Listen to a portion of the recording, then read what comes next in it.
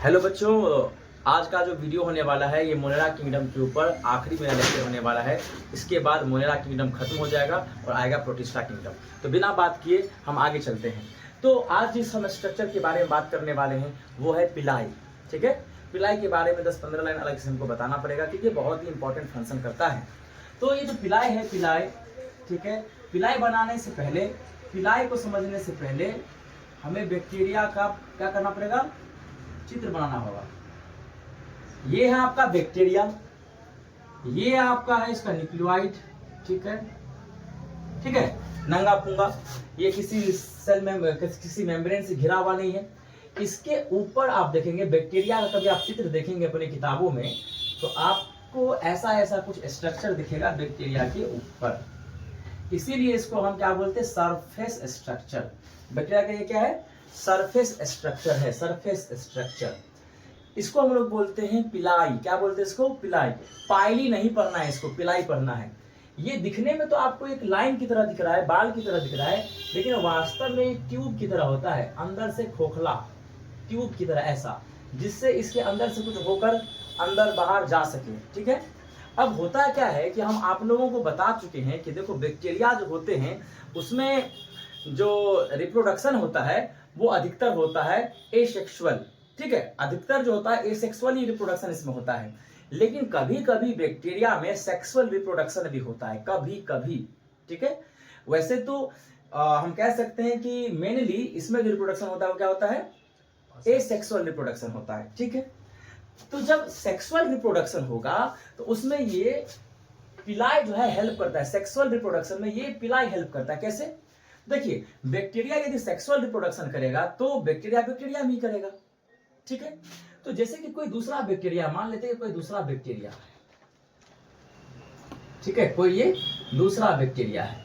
अब इस बैक्टीरिया में अगर ये अपना वाला, ये जो बैक्टीरिया 1 है और ये जो हमारा बैक्टीरिया क्या है, ये हमारा बैक्टीरिया 2 है, ये बैक्टीरिया 1 है, मान लीजिए बैक्टीरिया 1 बैक्टीरिया 2। इस बैक्टीरिया में यदि यह बैक्टीरिया अपना जेनेटिक मटेरियल ट्रांसफर कर दे, सेक्सुअल रिप्रोडक्शन में तो यही तो होता है ना कि जेनेटिक मटेरियल हम लोग क्या करते हैं, ट्रांसफर करते हैं। यदि मेरा बेटा आयुष है तो इसके बॉडी में तो मेरा जेनेटिक मटेरियल है ना, मेरी वाइफ का जेनेटिक मटेरियल है ना, तभी तो मेरा बेटा पैदा हुआ। तो अगर यह बैक्टीरिया चाहेगा कि हम भी एक बैक्टीरिया बनाए लेकिन उसमें मेरा जेनेटिक मटेरियल क्या हो, मेरा जेनेटिक मटेरियल मेरा, ठीक है, मेरा डीएनए सब हो, तो क्या करेगा, ये अपना पिलाई, ये अपना पिलाई इसमें क्या करेगा, इंजेक्ट करेगा। ये जो है ना, ये बैक्टीरिया, ठीक है, ये जो आप बैक्टीरिया देख रहे हैं इसका ये जो पिलाई है, ठीक है, इसमें इंजेक्ट करेगा, चुभोएगा, और इस पिलाई के थ्रू इसके अंदर में जो प्लाज्मिड्स होते हैं, क्या होते हैं, बैक्टीरिया में जो प्लाज्मिड्स होते हैं, क्या होते हैं, प्लाज्मिड्स, ये प्लाज्मिड्स को भेजेगा। प्लाज्मिड्स जो है एक जेनेटिक मटेरियल है, क्या है, जेनेटिक मटेरियल है। ठीक है, और एक बात सुन लीजिए, तो इसी पिलाई के थ्रू ये अपना जेनेटिक मटेरियल ट्रांसफर करता है। क्या करता है, ट्रांसफर करता है। एक बैक्टीरिया दूसरे बैक्टीरिया में अपना क्या करेगा, जेनेटिक मटेरियल ट्रांसफर करेगा। क्या करेगा, ट्रांसफर करेगा। और इसी पिलाई के थ्रू चूंकि बैक्टीरिया ये दूसरे बैक्टीरिया इसमें क्या करेगा, अपना जेनेटिक मटेरियल ट्रांसफर करेगा। तो जैसे जेनेटिक मटेरियल ट्रांसफर होगा तो हम कहेंगे उसको सेक्सुअल रिप्रोडक्शन। तो सेक्सुअल रिप्रोडक्शन भी होता है बैक्टीरिया में, किसके थ्रू होता है, पिलाई के थ्रू होता है। कैसे, एक बैक्टीरिया अपना जेनेटिक मटेरियल दूसरे बैक्टीरिया में भेजेगा। कैसे भेजेगा, पिलाई के थ्रू। तो क्या पिलाई अंदर से खोखला होता है, जी बिल्कुल, अंदर से खोखला होगा तभी तो कोई चीज अंदर से बाहर जाएगा या बाहर से अंदर आएगा। एक पाइप की तरह होता है, ट्यूब लाइक स्ट्रक्चर होता है, और कई सारे पिलाई होते हैं बैक्टीरिया के बॉडी पर, कोई एक नहीं कई सारे होते हैं। ठीक है, देख लीजिए कई सारे। यहाँ पे मैंने दूसरा बैक्टीरिया का चित्र बनाया है, ये पहला बैक्टीरिया है, दूसरा बैक्टीरिया है। इस बैक्टीरिया में मैं कई सारे अंगों को नहीं दिखाऊं, बैक्टीरिया के जो स्ट्रक्चर होते हैं, इंटरनल स्ट्रक्चर या आउटर स्ट्रक्चर, उसको मैं नहीं दिखाया हूं क्योंकि उसकी कोई जरूरत नहीं है। यहाँ पर फ्लैजिलम को दिखाने की भी मुझे अभी कोई आवश्यकता नहीं है क्योंकि हमारा टॉपिक में फ्लैजिलम अभी नहीं है, जबकि फ्लैजिलम के बारे में मैं अपना लेक्चर 1 में बता चुका हूँ, बैक्टीरिया के सारे पार्ट्स के बारे में बता चुका हूँ अपने पहले लेक्चर में। तो आप लोग लिख लीजिए कि ये जो पिलाई है ना, पिलाई, ये पिलाई किसमें हेल्प करता है, हेल्प करता है सर रिप्रोडक्शन में। कैसा रिप्रोडक्शन में, सेक्सुअल रिप्रोडक्शन में। वैसे तो हम लोग जानते हैं कि बैक्टीरिया में बाइनरी फिजन होता है ना, ठीक है, लेकिन हमारा वो टॉपिक नहीं है, वो तो हम लोग सेल चैप्टर में ही पढ़े हैं। तो यहाँ पर आप लोग देखिए कि पिलाई का क्या इस्तेमाल है, पहला पिलाई का क्या इंपॉर्टेंस है रिप्रोडक्शन करने में। अब दूसरा आप लोग सुन लीजिए, दूसरा आप लोग सुन लीजिए, ये पिलाई जो है, ठीक है, ये कभी कभी, पहले तो इसको नोट कर लो तुम सब, ठीक है, नोट करो तब तक हम बता रहे हैं। ये पिलाई जो है ये कभी कभी क्या करता है मेरे प्यारे बच्चों कि जब ये बैक्टीरिया हमारे बॉडी के अंतर्गत आएगा, किसी जीव के बॉडी के अंतर्गत जाएगा, जैसे कि मनुष्य ही है, मनुष्य के शरीर में आ गया, ठीक है, तो मनुष्य का शरीर भी तो कोशिकाओं से ही मिलकर बना है। मनुष्य का जो शरीर है, जो मैन्युफैक्चर्ड हुआ है, वो भी तो सेल से ही मिलकर बना हुआ है। तो हमारा शरीर में भी तो million billion and trillions of cells हैं, है कि नहीं है? बिल्कुल है। तो हमारे शरीर के अंदर यदि कोई बैक्टीरिया आता है, ऐसा बैक्टीरिया जो पैथोजेनिक बैक्टीरिया हो, जो बीमारी फैलाने वाला बैक्टीरिया हो, तो वो हमें बीमार कैसे करता है, कैसे हमें बीमार बना देता है वो, इस बात को आप पहले समझिए यहाँ पर। तो जब कोई बैक्टीरिया हमारे बॉडी के अंतर्गत आता है तो वो हमें बीमार करता है कैसे? तो इसके पीछे भी जेनेटिक मटेरियल्स है। क्या है? जेनेटिक मटेरियल्स का ही हाथ है। जैसे देखिए कि इंसान का जो इंसान के सेल के अंदर में जो जेनेटिक मटेरियल्स होगा वो तो अलग होगा। क्या आशुतोष? इंसान के अंदर में जो जेनेटिक मटेरियल्स है, मतलब इंसान के बॉडी का जो सेल है, जो कोशिकाएं हैं, जो सेल्स हैं, उस सेल के अंदर का जो जेनेटिक मटेरियल्स है, क्या उसका जेनेटिक मटेरियल्स और क्या बैक्टीरिया के अंदर में पाए जाने वाले जेनेटिक मटेरियल्स है, क्या दोनों एक ही होगा? नहीं सर, इंसान की शरीर की जो कोशिका है उसके अंदर का जो जेनेटिक मटेरियल्स है, उनके अंदर का जो डीएनए है, और बैक्टीरिया के अंदर का जेनेटिक मटेरियल्स है, बैक्टीरिया के अंदर का जो डीएनए है, वो दोनों एक दूसरे से अलग होगा? बिल्कुल अलग होगा सर, बिल्कुल अलग होगा ना। ठीक है, तो अगर सर यह बैक्टीरिया, ठीक है, हमारे शरीर में प्रवेश करेगा, तो हमारे शरीर में प्रवेश करने के बाद कुछ बैक्टीरिया ऐसे होते हैं जो हमें बीमार बनाते हैं। ऐसे बैक्टीरिया को क्या बोलते हैं? Pathogenic bacteria. क्या बोलते हैं? Pathogenic bacteria. ठीक है, ये क्या करेंगे, ये जो आप देख रहे हैं, ये पिलाई हमारे शरीर की कोशिकाओं में इंजेक्ट कर, जैसे ना हम लोग सुई को क्या करते हैं, घुसा देते हैं मांसपेशी में और दवाई डालते हैं अंदर में, डालते हैं ना, इंजेक्ट करते हैं दवाइयों को। उसी प्रकार ये जो बैक्टीरिया है, ये सब जो आप इसका पिलाई देख रहे हैं ना, ठीक है, ये सब जो आप इसका पिलाई देख रहे हैं, कितने सारे पिलाई हैं, ये अपने पिलाई को क्या करता है कि हमारे सेल के अंदर में इंजेक्ट कर देता है। क्या कर देता है?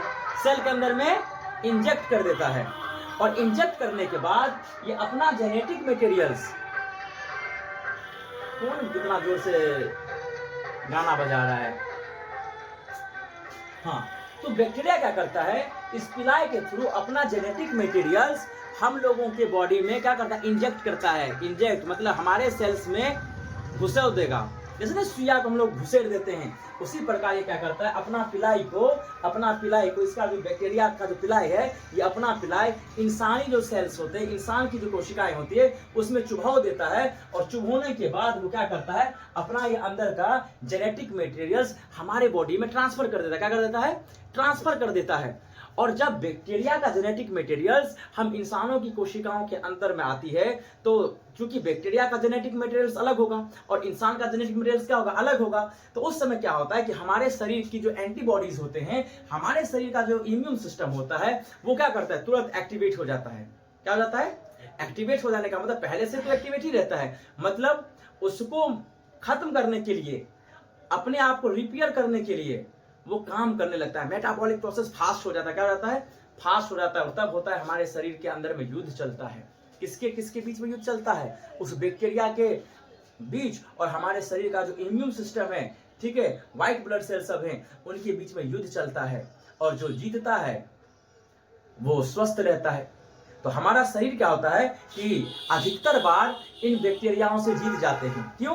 क्योंकि हम लोग जब माँ के पेट में होते तब से ही हमारे शरीर का इम्यून सिस्टम अपने आसपास के वातावरण में जो हानिकारक चीज सब है उनसे हमेशा लड़ता आ रहा होता है। तो हमारा जो इम्यून सिस्टम होता है वो पहले से ही प्रैक्टिस करके रखा होता है कि किस बैक्टीरिया को कैसे खत्म करना है, और प्रैक्टिस कर करके वो क्या हो जाता है, बहुत अनुभवी हो जाता है हमारे शरीर के व्हाइट ब्लड सेल सब। ठीक है, तो बैक्टीरिया से लड़के बैक्टीरिया को खत्म कर दिया जाता है। ठीक है, और कुछ दवाइयां भी होती है जिससे हम लोग बैक्टीरिया को मार देते हैं, किल कर देते हैं। ठीक, तो वो जो किल करते हैं, किल करने का मतलब इसका जो प्लाज्मिड होता है ना, प्लाज्मिड, इसको किल कर देना, प्लाज्मिड को ही नष्ट कर देते हैं। अगर किसी बैक्टीरिया का प्लाज्मिड को नष्ट कर दे तो बैक्टीरिया की मौत अपने आप ही हो जाएगी। ठीक है। तो एक तो हम समझ गए कि ये जो पिलाई होता है ये जेनेटिक मटेरियल्स को ट्रांसफर करने में मदद करता है, नंबर 1। और चूंकि जेनेटिक मटेरियल्स को ट्रांसफर करेगा तो एक बैक्टीरिया जब 2 बैक्टीरिया होंगे, ठीक है, तो उसमें अपना जेनेटिक मटेरियल्स को ट्रांसफर करेगा। तो जब ट्रांसफर करेगा जेनेटिक मटेरियल्स तो वो हो जाएगा सेक्सुअल रिप्रोडक्शन। क्या हो जाएगा? सेक्सुअल रिप्रोडक्शन हो जाएगा। तो सेक्सुअल रिप्रोडक्शन में भी जो है ये पिलाई मदद करता है। वैसे आप लोग जान लीजिए, आप लोगों से इस क्वेश्चन में पूछा जाएगा कि बैक्टीरिया जो होते हैं, most of the bacterias are, मतलब जो होते हैं वे सक्षम होते हैं किस चीज में? वे सक्षम होते हैं असेक्सुअल रिप्रोडक्शन करने में, सेक्सुअल रिप्रोडक्शन करने में सक्षम नहीं होते हैं। लेकिन समटाइम, कभी कभी जो बैक्टीरिया होते हैं, कुछ बैक्टीरिया होते हैं वह सेक्सुअल रिप्रोडक्शन करते हैं, एसेक्सुअल रिप्रोडक्शन नहीं करते। लेकिन अगर सवाल में लिखा है कि अधिकतर, तब आपको लिखना है सेक्सुअल रिप्रोडक्शन, एक कहते हैं एसेक्सुअल रिप्रोडक्शन। और कभी कभी पूछ देगा क्या हम सारे बैक्टीरिया जो होते हैं, क्या सारे बैक्टीरिया जो होते हैं उन सभी में सेक्सुअल रिप्रोडक्शन होता है? तो नहीं। क्या सारे बैक्टीरिया में एसेक्सुअल रिप्रोडक्शन होता है? तो नहीं। तो आपका उत्तर क्या होगा? सर कुछ ऐसे बैक्टीरिया हैं जिसमें सेक्सुअल रिप्रोडक्शन भी होता है, लेकिन अधिकतर जो बैक्टीरिया है उनमें एसेक्सुअल रिप्रोडक्शन होता है। इसलिए अगर मोनेरा किंगडम की खासियत बताएंगे तो बोल सकते हैं कि मोनेरा किंगडम में जो रिप्रोडक्शन होता है वह एसेक्सुअल रिप्रोडक्शन होता है। ठीक है, थोड़ा मोड़ा के लिए तो हम क्या करेंगे, उसको अपवाद के रूप में रखेंगे। चलिए, तो एक तो हो गया ये पिलाई, पिलाई खत्म, पिलाई खत्म। आप लोग अपना बुक में देख लीजिएगा पिलाई के बारे में है कि नहीं। पिलाई क्या है पूछेगा, व्हाट इज पिलाई? तो पिलाई इज क्या है? Outer structure. क्या है? आउटर स्ट्रक्चर, या कह सकते हैं कि outer surface structure of bacteria. चलिए, अब इसके बाद ये तो हो गया। अब आप लोग एक हेडिंग डालिए, ठीक है, आप लोग हेडिंग डालिए। हेडिंग चेंज, क्या गिरा रहे? चलो जो भी हो, चल कहाँ रहे हमारे तब।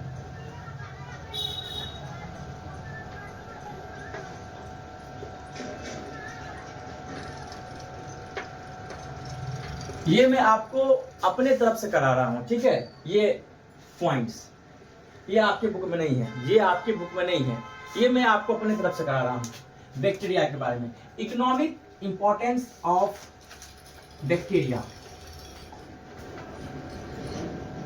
लेकिन इस चीज को आप लोग पहले से जानते होंगे, बैक्टीरिया का इकोनॉमिक इंपॉर्टेंस, ठीक है। बैक्टीरिया का आर्थिक महत्व क्या है? मतलब क्या बैक्टीरिया का आर्थिक महत्व भी है कुछ? जी है। कॉमर्शियल यूज है बैक्टीरिया का? बिल्कुल है। कैसे? देखिए, सारे बैक्टीरिया हमारे लिए नुकसानदेह नहीं होते। कुछ बैक्टीरिया ऐसे होते हैं जो हमारे शरीर, हमारे लिए फायदेमंद होते हैं, हमारी अर्थव्यवस्था के लिए फायदेमंद होते हैं, लोगों के रोजी रोजगार के लिए क्या होते हैं? फायदेमंद होते हैं। जैसे एक बैक्टीरिया के बारे में आप लोग सुने होंगे, लैक्टोबाइसिलस। क्या सुने होंगे? लैक्टोबाइसिलस। लैक्टोबाइसिलस एक ऐसा बैक्टीरिया है जिसका इस्तेमाल हम लोग कहते हैं दही बनाने में करते हैं, ठीक है। और दही को बेचकर हम लोग क्या करते हैं? दही को बेचकर हम लोग फिर पैसा कमाते हैं। क्या कमाते हैं? पैसा कमाते हैं। तो एक लिख लीजिए आप लोग, लैक्टोबाइसिलस बैक्टीरिया। मार्कर चलता कहाँ है? LACTO, lacto, BACILUS,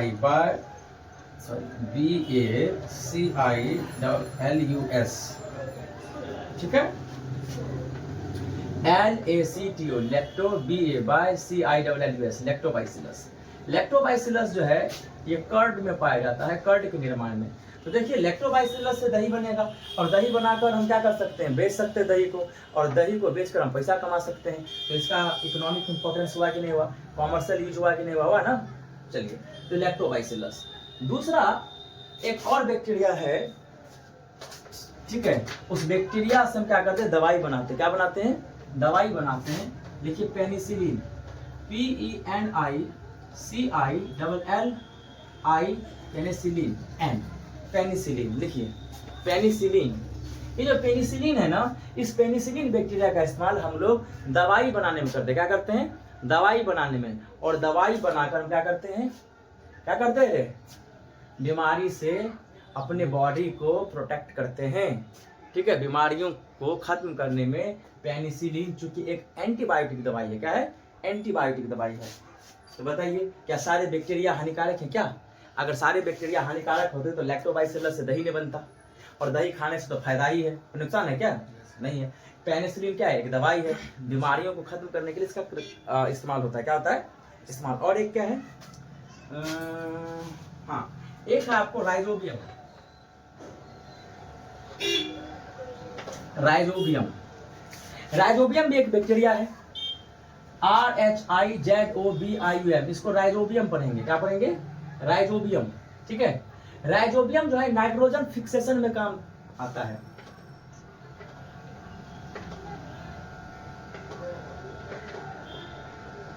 nitrogen fixation कहिए या नाइट्रोजन फिक्सिंग कहिए, बोर्ड पे लिखा हुआ है, उतार लीजिए सारे बच्चे।